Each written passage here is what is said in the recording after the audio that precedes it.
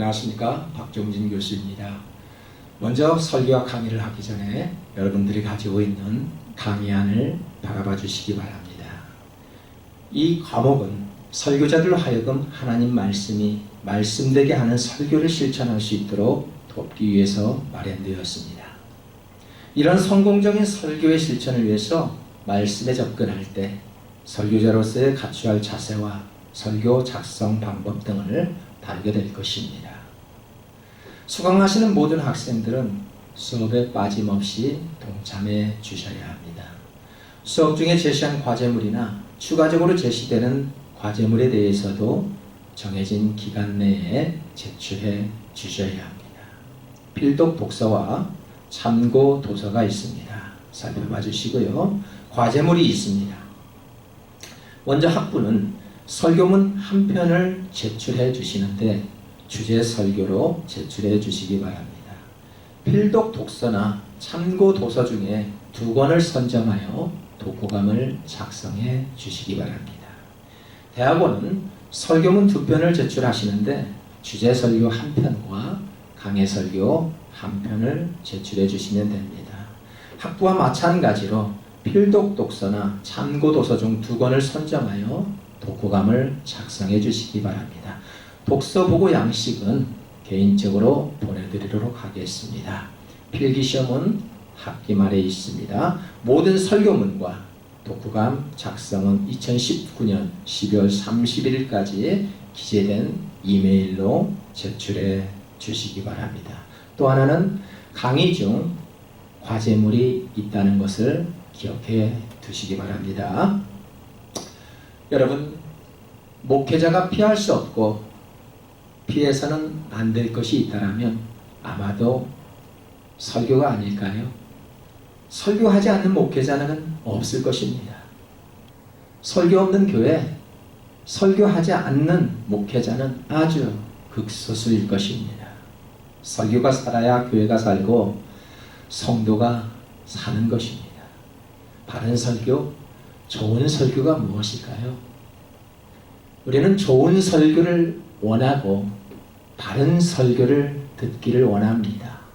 우리가 흔히 말하는 그 좋은 설교, 바른 설교 한 편을 준비하기 위해서는 많은 시간을 할애할 것이 분명합니다.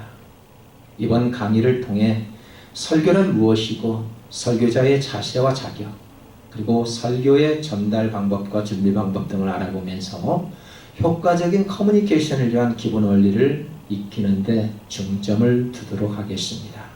여러분, 과연 설교란 무엇일까요? 설교는 영성을 자극하는 것입니다. 청중의 영혼을 흔들어 깨우는 데 목표를 두어 청중의 삶에 도전하는 것을 설교라고 말합니다. 그러나 강의는 지성을 자극합니다. 물론 강의도 설교처럼 청중 변화를 목표로 하지만 초점이 다릅니다. 강의는 도전보다는 명확한 내용의 제시가 필수적입니다. 설교자에 있어서 가장 심각한 문제가 있지요. 설교는 하는데 설교가 잘 안 된다는 것입니다. 많은 자료를 가지고 연구는 하지만 막상 설교를 하려 하니 잘 안 된다는 것입니다. 설교가 안 되는 이유는 2가지의 이유가 있습니다. 하나는 설교가 무엇인지 모른다는 것입니다. 2번째는 좋은 설교가 어떤 설교인지를 모르고 있다는 것입니다. 여러분, 좋은 설교자란 어떤 설교자를 말할 수 있을까요? 좋은 설교자는 많은 것들을 연구하지만 한 가지만을 전달합니다. 그 한 가지 메시지에 반응하여 삶에 적용하는 청중들이 있을 때 비로소 설교를 마쳤다라고 말할 수 있는 것입니다. 여러분, 좋은 설교자가 되기를 원하신가요?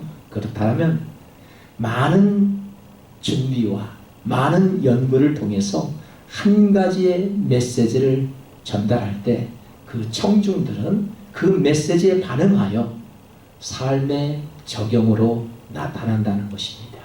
이것이 바로 설교인 것입니다. 설교란 말씀을 듣고 반응할 때 비로소 설교라고 말할 수 있습니다. 설교의 현장에서는 순수한 복음을 전해야 합니다. 그리고 설교자는 복음에 대한 전문가이자 어떤 삶의 문제든지 복음이면 문제가 해결된다는 확실한 믿음을 주는 것이 바로 설교입니다. 복음만 전하면 목회자가 성공한다는 믿음이 조금도 흔들림이 없어야 하는 것입니다. 여러분, 정치는 정치인이 잘합니다.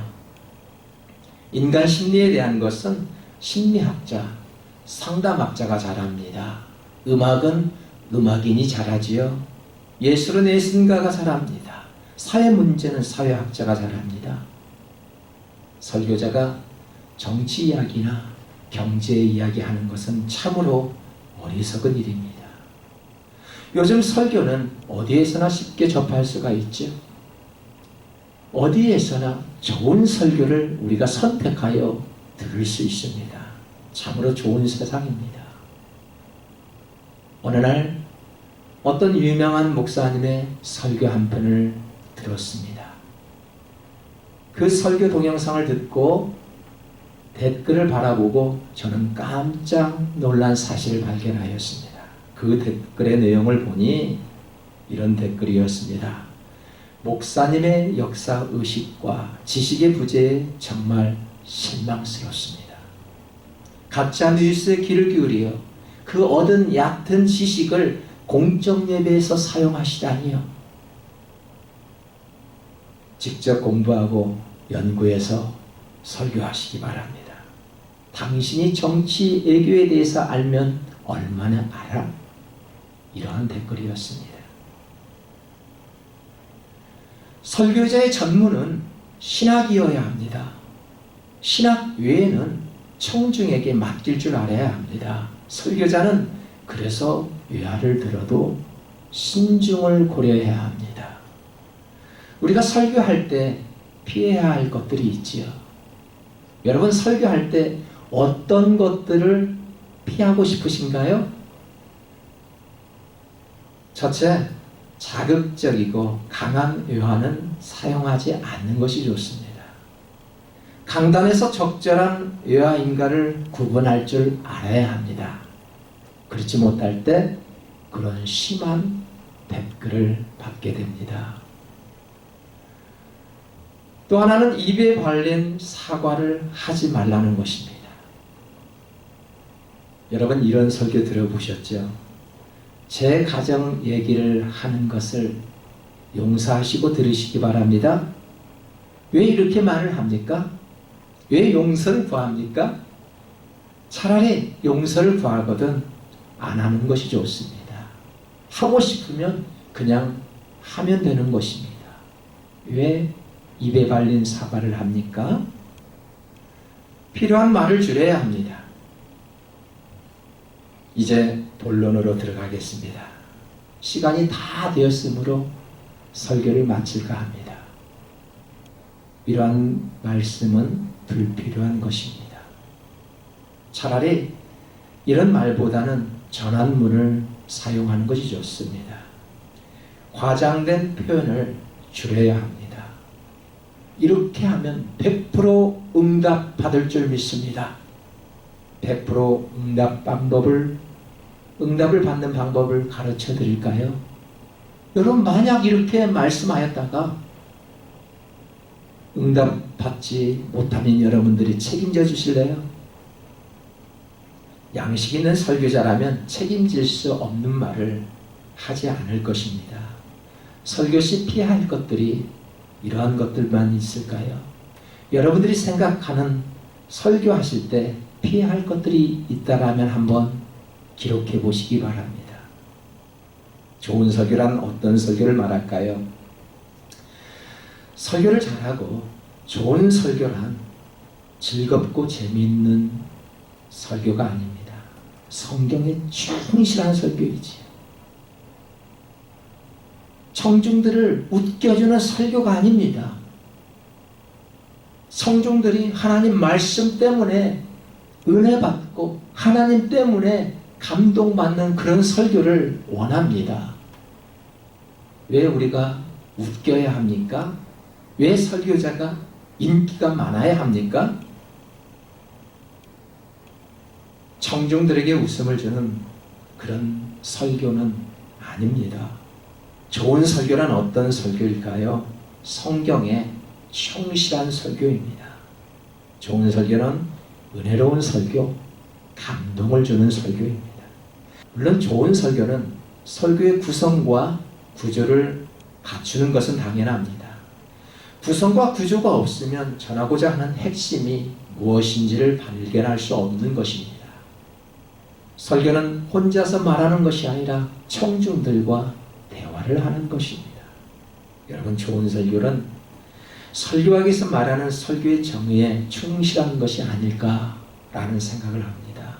그렇다면 설교의 정의는 무엇일까요? 설교학자들은 나름대로 설교를 정의하는 다양한 견해가 있습니다. 여러분, 여러분이 말하는 설교의 정의는 무엇인가요? 말씀을 맡은 직분자가 교인들을 대상으로 성경을 근거하여 충성을 요구하는 것이 바로 설교입니다. 그래서 잘하는 설교는 성경 말씀을 벗어나지 않는다는 것입니다. 설교자에게 가장 큰 오점이 있다면 무엇인 줄 아십니까? 성경 본문을 읽고 다른 말을 할 때입니다. 본문과 전혀 연관성이 없어서 왜 그 본문을 선택했는지 도무지 알 수가 없다라는 것입니다. 무엇보다도 좋은 설교의 기본은 본문에 충실한 설교입니다. 그렇다면 어떻게 설교해야 할까요? 설교자로서의 사역을 하기 위해서는 신학대학, 대학원을 거쳐 전도사, 강도사, 부교역자 등 최소한 10년 이상의 공부와 현장 사역을 거치게 됩니다. 그러나 이론적으로 공부는 해도 실제 현장에서 설교를 준비하고 설교를 하는 일은 결코 쉬운 일이 아닐 것입니다. 신학의 꽃은 양을 돌보는 목회이고 목회의 열매는 설교에서 나옵니다. 사람 만나기를 싫어하고 설교하기를 두려워하면서 목회자의 길을 걷는다는 것은 매우 위험한 일입니다. 목회자들이 가장 많은 부담을 느끼고 가장 많은 시간을 투자하는 일은 누가 말해도 설교를 준비하는 일일 것입니다. 여러분, 어떻게 설교할 것인가 매우 중요하죠.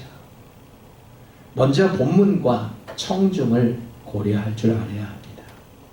분당에 있는 아무개 목사님이 이런 말을 하였습니다. 본인이 섬기는 교회는 부흥이 되는데 같은 도시에서 같은 지역에서 목회하는 친구 목사는 부흥이 되지 않아 참으로 안타까웠다고 합니다. 그래서 자신의 설교문을 그 친구 목사님에게 다 전달하였다고 합니다. 이걸로 한번 설교해 보라고요. 그 친구 목사님은 설교문을 받아 본인의 성도들에게 말씀을 선포했다고 합니다. 부흥되었을까요? 부흥되지 않았습니다. 동일한 하나님의 말씀이지만 교회들에게 다른 메시지를 주십니다. 각 교회에 필요한 메시지를 주십니다. 말씀과 청중을 고려하지 않으면 성경을 인용해 자기 생각과 말을 전할 뿐입니다.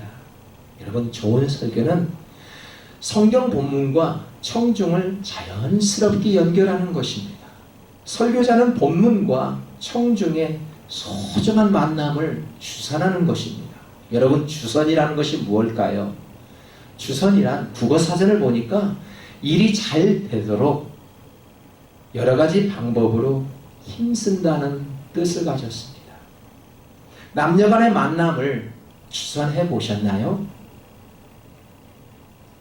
주선을 하기 위해서는 남자를 알아야 되고 여자를 알아야 합니다. 그래야 주선할 수 있습니다. 남자는 아는데 여자를 모른다면 어떻게 될까요? 모두 다 알아야 주선할 수 있습니다. 마찬가지로 좋은 설교를 진행하려면 본문의 중요성을 알아야 되고 설교를 듣는 청중을 알아야 합니다. 두 번째는요, 본문의 중요성을 알아야 합니다. 설교자가 말하는 성경 본문은 성경의 내용을 말하는 것이 아니지요. 설교는 성경 이야기를 전하는 것이 아니라 성경이 오늘날 청중들에게 무엇을 말하는지를 발견할 수 있어야 합니다. 찾아야 합니다. 물론 성경의 내용을 알지 못하면 어찌 설교를 진행할 수 있을까요? 본문 속에 담겨진 하나님의 의도를 찾아내야 합니다. 감추어진 보화를 찾는 것 쉽지 않지. 바닷가에서 바늘을 찾는 것처럼 매우 어려운 일입니다. 이처럼 본문에 담겨진 하나님의 의도를 찾기 위해서는 많은 시간을 할애할 수밖에 없습니다. 그래서 설교 준비가 어렵지요. 설교자들이 가장 힘들어하는 부분이 설교를 할 때가 아니라 설교를 준비할 때라고 말합니다. 설교자마다 다르겠지만 20-30분의 분량의 설교를 준비하기 위해서는 최소한 6시간에서 8시간 할애를 한다고 합니다. 이처럼 힘든 설교문을 작업하기 위해서 먼저 주석을 보게 되고 다른 사람의 설교문을 보게 된다면 어떻게 될까요? 만약에 주석을 보고 다른 사람의 설교문을 보고 싶다면 먼저 자신의 설교문을 작성한 후에 보시는 것이 좋습니다. 왜냐하면 다른 사람의 설교문을 의지하고 주석을 의지하다 보면 자신의 연구 능력이 점점 상실해 가기 때문입니다. 설교자로서의 긍지를 갖기 위해서는 본문 연구의 능력을 길러야 합니다. 여러분, 본문의 중요성을 알기 위해서는 어떻게 합니까? 관찰해야 합니다. 관찰이라는 건 무엇입니까? 이해하는 것이죠. 이해는 어떻게 해서 얻어집니까?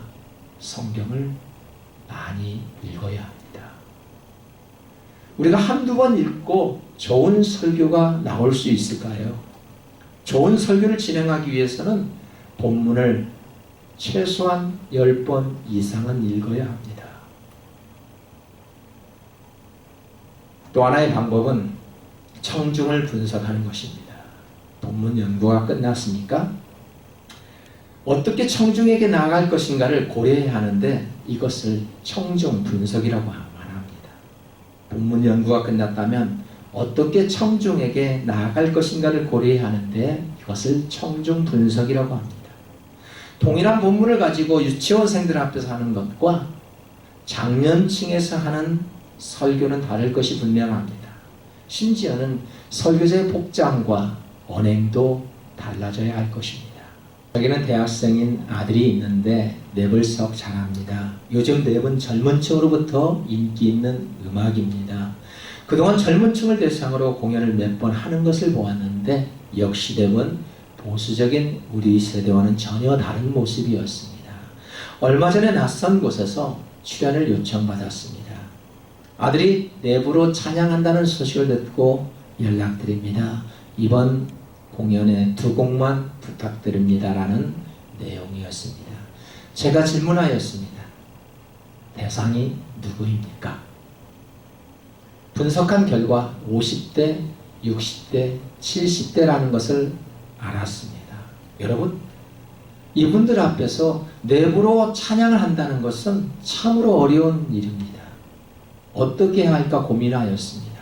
청중을 고려하여 멘트 하나까지라도 연령층에 맞도록 준비시켰습니다. 마찬가지로 교회에서는 설교자를 세우게 됩니다. 설교자를 세울 때마다 저는 이렇게 합니다. 우리 교회 성도들은 대략 몇 명이고 연령층과 교회의 분위기를 설교자에게 미리 말씀드립니다.